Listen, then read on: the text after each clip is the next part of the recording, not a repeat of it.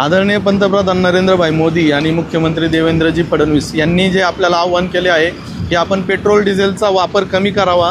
परदेशवारी टाळावी, तसेच आपली जी वाहतूक आहे ती सायकलने, मेट्रोने किंवा इलेक्ट्रिक बसने करावी, जेणेकरून आपलं इंधनाची बचत होईल आणि जे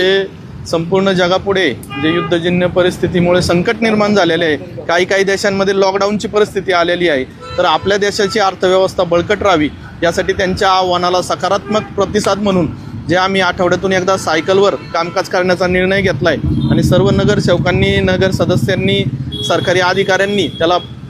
सकारात्मक प्रतिसाद दिला आहे। तर आपणही सर्व शहर किंवा आपणही या देशाचे नागरिक म्हणून या आव्हानाला सकारात्मक प्रतिसाद द्यावा अशी